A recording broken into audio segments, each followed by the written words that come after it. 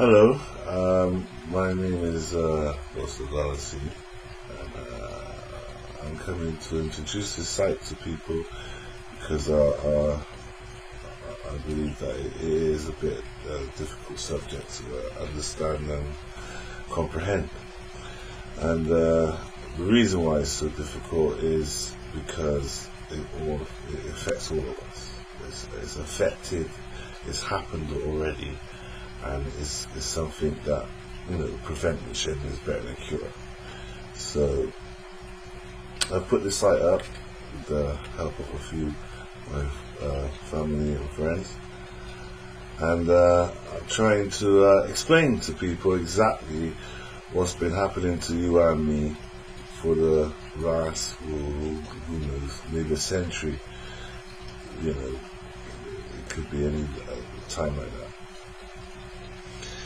Now, I know about this because I've personally had myself involved with it in a certain way.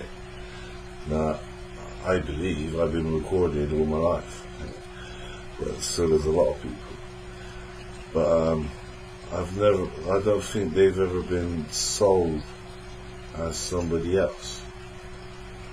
And that's what's happened to me. I've been sold as somebody else. My voice has been sold as somebody else. When they go out and perform, they're using my voice on stage. That is crazy, yeah? Well, not where I come from. That's just normal. And it's something that either you get used to or you don't. And this is what... this is the crux of the matter. I mean, okay. I sang a song in '98, July '98, Thursday, Tutus. I believe it was recorded even when I was singing it, because it just felt like a session. After coming from the pub and everything, I went to lie down and I was just bolt upright, all of a sudden singing and just starting to sing these songs. Then I sang for about an hour and a half, and then I went to sleep, and I was woken up the next morning by these three guys outside front, right on the window. They was chatting away, and they had a CD amongst them, and one of those passing to the next, or now, anyway. And they was chatting, and then they went. I don't even know what happened. Then I vowed I'd never wanted to leave the flat, because I knew I'd be recorded again. So I left the flat. I went up to my mum's. I reached there by 8 o'clock. Dead on 8, more or less, because as soon as I sat down and turned on the TV, it was the TFI Channel 4 Friday, Chris Evans, as Chris Evans introduced Finley Quaye.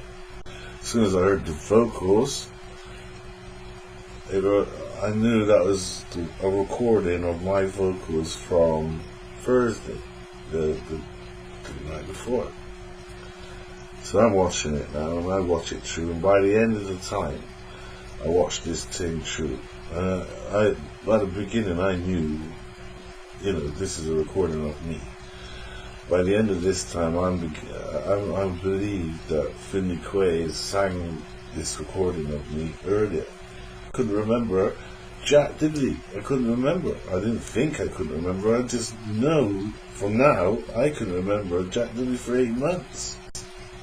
Is their insurance that they don't get catch because of copyright. Now these presentations are able to make us forget completely. I mean, I sang songs and I totally did not have any recollection of me singing anything. I mean, I did have no recollection over 8 months. Nothing. I couldn't remember nothing. It was just, I can't remember a full stop bang. How's your mother? After the presentation, I went home, reached home, and in the morning now, I wake up and I ask myself what happened the night before. And couldn't remember. It's the answer I got. So I asked it again, and the answer came the same but louder. I can't remember. And then I asked again, and he couldn't remember. It's just like, it was louder again, it was firmer again. And it's like I felt lost, and then I felt good. And there's this feel good feeling. But to me that felt wrong, because I'm all half mashed up with anyway. I just met with Miriam that day. She had come home early from Glastonbury because she was ill. It was raining at Glastonbury. It started to rain heavily. Even though she was in a caravan, she couldn't stay. So she came. And I think I either met her at my flat or down at her flat, or I went down or I saw her on the road or something like that. Anyway, we met up, and then we met up with Julie, her friend. We then went to a cafe in Montpellier that was popular at the time, where one inside was a well-known patron, and Julie came in with his crew. And Tutu's he was there and got breakfast and things like that, and noticed Julie was friendly with one of them, chatted to one of them, and seemed like he passed or something, but I didn't see exactly what it was. I presume it was the tape that we watched later on, because Julie invited us back to her house up in Boise, and we went there, and she brought this tape. Lo and behold, it was Finlay Quaye again, and I actually saw him, started to mount the stage just like what it was on TFI Friday, and that sight there, just, I didn't want to see it again. I knew that much, and I left the room saying I want the toilet, and I went to the toilet.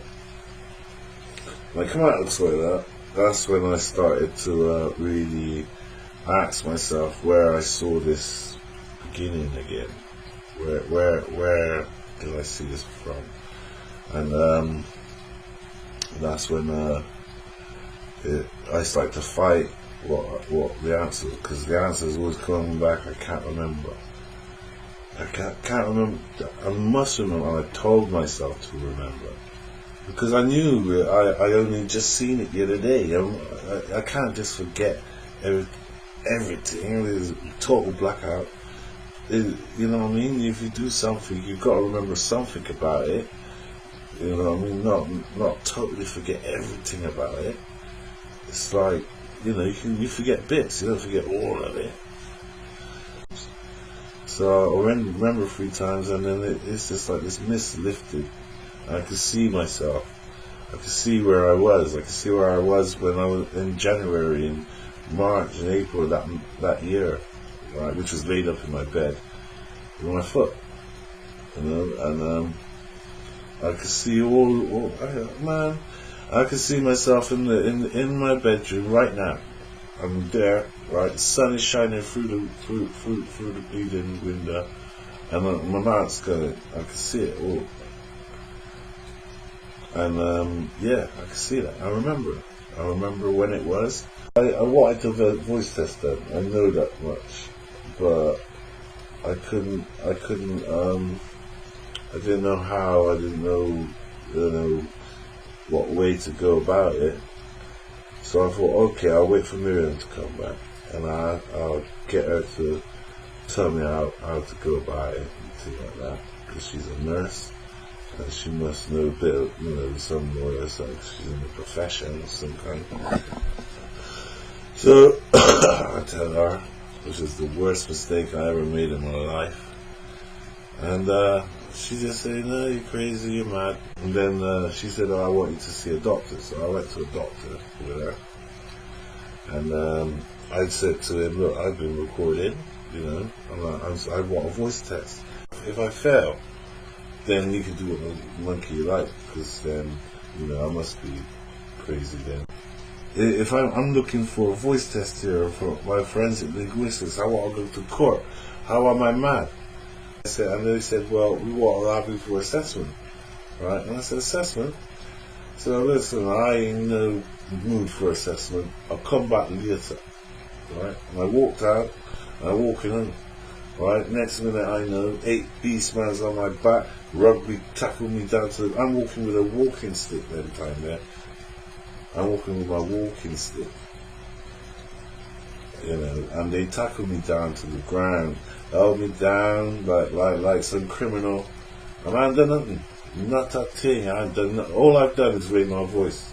So they put me in prison first. They locked me up in the local Nick first. Right, I was sectioned for just over a month.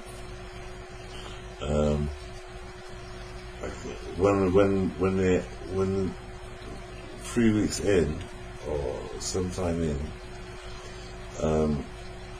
I was held down by 8 people and shot with 2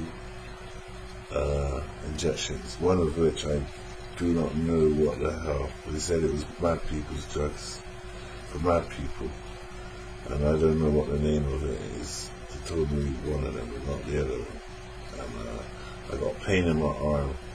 That reminds me of that one, because that's the one I'm feeling. Anyway, so not only the pain in my arm, but when I woke up, I could hardly talk, yet alone sing. And I haven't really sung since. I really have come a little bit close at times.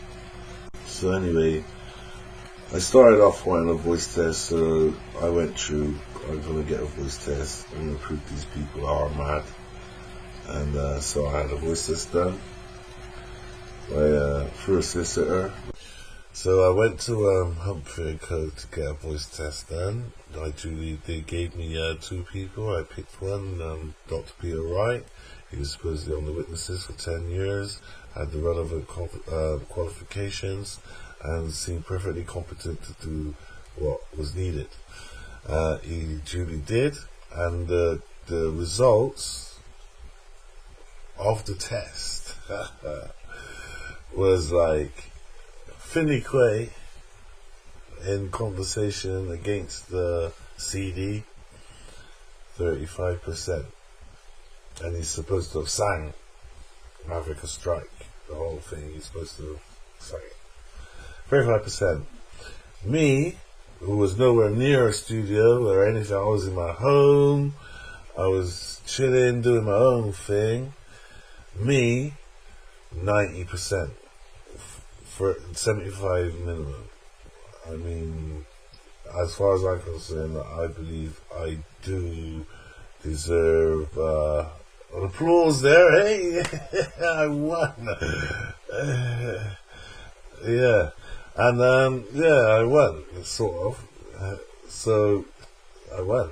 It is 2 people against 1 recorded, and the only way you can pass a voice test with this forensic linguistics, right, is if you sang it as if your voice is there. There's no way you can pass it otherwise, because it doesn't exist. It wouldn't be there. And if you understand anything about science, that's how science is about truth. The voice test will back up what I'm saying, right, about brainwashing. I'm not asking you to believe me. I'm asking you to believe a voice tester. I'm asking you to employ as many as you want voice testers. I'm asking you to demand singers prove they sang. Prove it to the maximum. When I started to watch TFI Friday that night, I knew I had sang songs in my bedroom the night before on Thursday night, and that was a fact to me. I knew that I was, I had my memory. I was okay. Everything was everything. By the time I finished watching that program on Channel 4, TFI Friday, 1998, I didn't know anything. I've had a voice test done on the same album that they claims was released in 1997. Right? And it's me all over it. My voice is on the CD. You've got a print of something on top, on the other side, which got nothing to do with the vocals on the CD, when it was recorded or anything. But still, people are accepting that as fact. Now I know people ain't gonna lie to themselves. They truly believe what they're seeing and hearing. Brainwashing is a difficult thing to prove, especially when you're brainwashing everyone. Everyone that watches, that's there, that's being entertained, as they call it. You know, their quality programming. So, I'm asking for people to invest in themselves, basically. This is to check the record, because I know, or I believe, that the record has been recorded wrong. As the voices stands, so there's my opinion that I was brainwashed in 1998, and I have been brainwashed before 1998 with other songs, but those are to be proven, or at least indicated by a voice test, because it seems like a voice test isn't enough proof to say that a singer sings a song.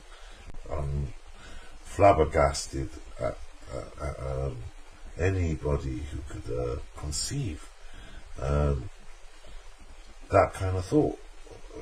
It's just beyond me, really. I've always thought a screw goes in clockwise and you undo it anti-clockwise. When I got the voice test, it's then I really realised that, you know, brainwashing's happened. And, well, not even when I got the voice test, it's a while after that still. But I have come to the realisation that brainwashing has happened not just to me, but to everyone. And it's happening, and it's happened.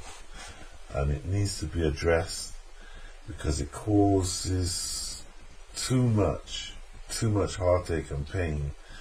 And I know it will take a lot of heartache and pain to go through it. But it's what do you want? I mean, do you want to be in control of your life, or do you want to be dictated to, basically, and have your life controlled for you? I've had my life controlled for me, and it's not nice, mate. It really ain't. I believe from this positive voice test, it proves, that, you know, I was totally brainwashed the Friday after I sang my songs. I mean, I totally did not have a clue that I had sang these songs. I sang them, mine. It come out of my chest, mine. And it's not until when I saw it a second time, and the beginning, I didn't even watch the whole of it. I didn't need to, and started to question myself where I saw it and how long ago, and how can it be that I can forget in such a short time, and all these kind of questions running in my mind, and I concentrated that on this. I can't remember it, and I moved it. I managed to move one and sweep that out of my mind. Move two, sweep that out of my mind. Move three, and when that third one was moved, it was like the mist just cleared. Everything was, and I believe we are all under this same mist. You, us, I mean, we're all the same. I watched a presentation on mainstream television, the national television, you know, and it is a thing that happens daily. People sit down and watch television, and plenty of them, enough of us, a whole heap of us. And it's time that, you know, we have someone we can trust run these things, because whoever's running it now needs to come out, needs to be totally ejected, and I mean a lot of them. right, all the studios need to be investigated right down to the ground, in my opinion. But hey, you might not be so harsh on them. But I see what they can do. I've seen what they have done to me. I sang a song, a whole LP, and couldn't remember it by the next day. I couldn't remember I couldn't remember me. You ever hear me sing? You never will, because I've been sectioned. But one time I was super loud. And you could have recorded me from anywhere. Could have stand up on the moon and record me. And you'd have get Chris. So, it's like that. And more than me now is you. And I'm trying to help people now. But I'm also trying to help myself, of course. I'm gonna have to help myself, but still, I see what people go through daily, and I can understand how people are so fooled and thing. And I know it's not people being fooled, it's people being fooled. I'm after donations, I'm after money from people who can afford. I'm not out to swindle anybody. I'm not out to push. I just want to go to court, basically. Bring the case that not only have I been recorded, but that people have been brainwashed, and not only me, but the court has been brainwashed, and people in general. I've been living under brainwashing for quite a long time, and that these people that have done the brainwashing needs to be credited for that. Let people hold them in regard for it as high as they want. But truth is truth, and if you're a truth-loving person, I am a truth-loving person. I could have told a lie. I could have said I done it in '96. And they'd have said, okay, we'll put it out in '96, we'll have a '96 release date on it. Whatever, I could have got people to lie for me, we could have fight it that way. But, brainwashing is something else. This is not about me, this is about everybody. This is about something that works on human beings. And, people in the studios and that has found a way of making it work, of using subliminals that work, that manipulates the way we record things, which inevitably causes us to break down, like in dementia. I reckon that these things cause that dementia. They cause us to forget things. Every day people go to the kitchen and go to get something to go back and sit down in front of their box. I don't need to be descending. And sit there in front of them and forget what they went out for. Go upstairs to get something and forget what they go. Go out to the car, I forgot my keys. It's a regular occurrence, a lot of people. And people said the last word first and the first word last. I'm telling you, humans probably have too, alongside everybody else. And we're all in the same boat. And I hope once you understand that I'm here not just for myself, but here trying to basically help people get back to being people again. Get back to having their own souls as their own souls, not as a soul that can be written on and used as other people would like. We are not servants to each other. We are equal to each other. We all have a right to choose and what's right and what's wrong. We shouldn't be dictated from the inside, from our own thought, from the thought level, what we are and what we do, or what we should do, where we should be. It's Matrix style, but this ain't the Matrix. This is the world. the world of TV and film and music. And it's an industry, and it's a big one, and it's running. And if we don't curtail it, I don't know where we'll end up.